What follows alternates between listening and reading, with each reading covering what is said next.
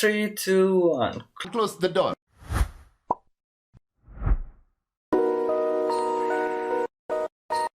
Watching haters wonder why can't be no got the game, bruh. Half tied thicky, all she wanna do is bang, huh? Got her hair done, French braids, now she ASAP. You know so insensitive, she asking why you say that.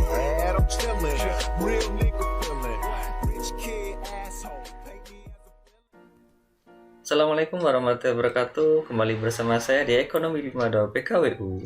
Pada pertemuan kali ini, dalam wirausaha makanan khas daerah ini modifikasi, kita akan belajar tentang tujuan dan proses kerja.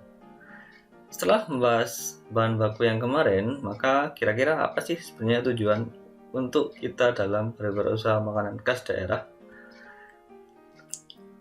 Pertama-tama, kita akan membahas tentang tujuan wirausaha makanan khas daerah yang dimodifikasi. Sebenarnya kita pada pertemuan yang lalu, pada video sebelumnya kita sudah membahas tentang bahan baku utama yang sudah kita kenal dengan bahan pangan nabati dan bahan pangan hewan. Di dalam bahan pangan nabati dan hewani sebelum dikonsumsi, maka biasanya dimix dengan bahan tambahan pangan. Yang perlu kalian ketahui anak-anak, di dalam bahan tambahan pangan ini cukup banyak sekali bahan untuk tambahan dalam membuat makanan khas daerah yang dimodifikasi. Di antaranya ada pemanis dengan gula, kemudian ada pembentuk gel yang kita tahu pada pembuatan agar-agar, kemudian ada pengatur keasaman, bisa kita pakai garam, kemudian pengawet, kemudian yang kelima ada pengembang rasa, pengembang, kita bisa pakai baking powder, kemudian ada pengemulsi, kemudian yang ketujuh ada penguat rasa, biasanya kita pakai merek Ajinomoto, kemudian yang kedelapan ada perisa atau flavoring, yang kesembilan ada pewarna. Nah, pewarnaan dalam makanan. Nah, setelah dimix antara bahan baku utama dan bahan baku tambahan, maka kita tahu sebenarnya tujuan modifikasi bahan pangan itu adalah yang pertama untuk variasi rasa dan bentuk. Kemudian yang kedua, memperpanjang usia produk agar lebih awet karena tadi sudah ditambahkan dengan bahan pengawet. Dan yang ketiga ada meningkatkan tingkat higien dari produk, hygiene. Ya.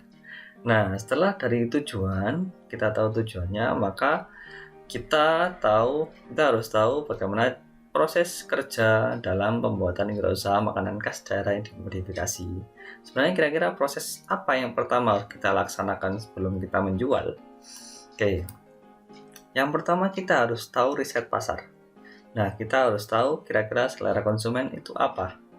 Misal jika ke pasar, kita tahu pasar tersebut belum ada orang yang berjualan makanan A atau makanan apapun, maka kita bisa buat makanan tersebut untuk siap-siap kita jual kepada konsumen di pasar tersebut. Nah, kemudian kita harus tahu hasil risetnya kira-kira apa, dan setelah kita tahu riset pasar dan hasil risetnya, maka kita harus mengembangkan produk kita. Nah, kira-kira produk kita itu setelah kita kembangkan harus berbeda dengan produk-produk yang sudah ada. Nah, setelah kita kembangkan produk kita, maka kita punya hasil rancangannya, maka akan siap kita laksanakan proses produksi. Nah, di dalam proses produksi ini kita membuat makanan, kira-kira bahan bakunya apa saja dari bahan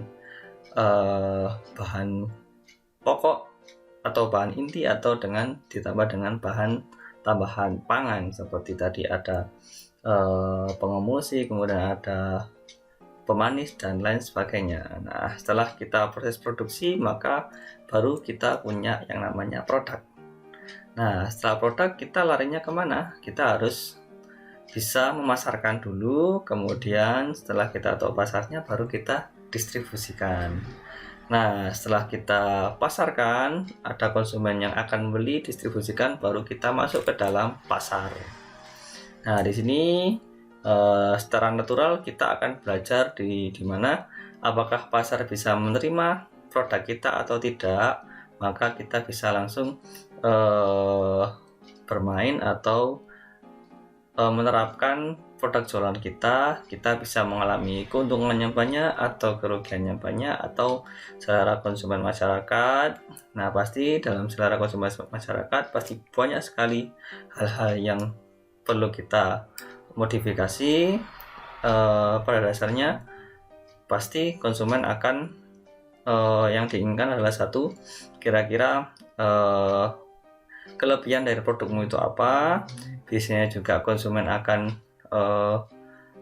berkomentar tentang kekurangan dari produkmu. Biasanya juga konsumen terkadang berkomentar tentang kira-kira produknya apa yang perlu ditambahkan, dan konsumen bisa jadi menawar hargamu.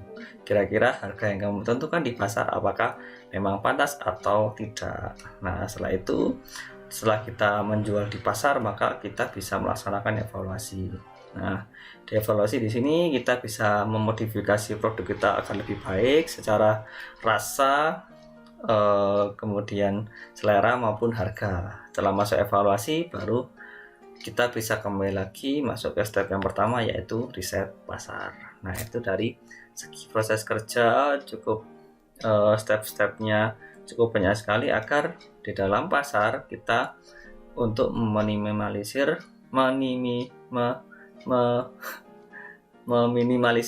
adanya kerugian. Nah, sebenarnya cukup banyak sekali masakan ikonik kuliner khas Indonesia. Beberapa memang setiap hari kita makan atau beberapa kita jumpai di manapun ataupun di pasar. Di sini ada beberapa makanan khas di Indonesia. Ada urap, kemudian ada sayur nangka atau sayur tewel, gado-gado, cukup banyak sekali, tahu telur, kemudian ada nasi liwet, nasi tumpeng, nasi goreng. Nah, ada juga sate lilit, soto ayam, pindang, mungkin sate marangi, rendang, ada juga rawon yang berasal dari makanan hewani.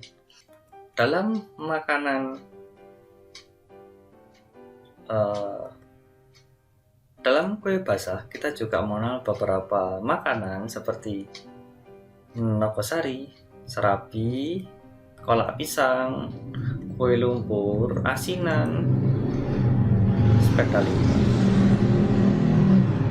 Apa? Sudah lewat.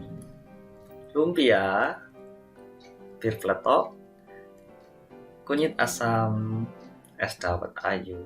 Nah, beberapa makanan tersebut adalah contoh-contoh dari masakan atau makanan atau kue yang ada di yang menjadi ciri khas dari kuliner khas Indonesia.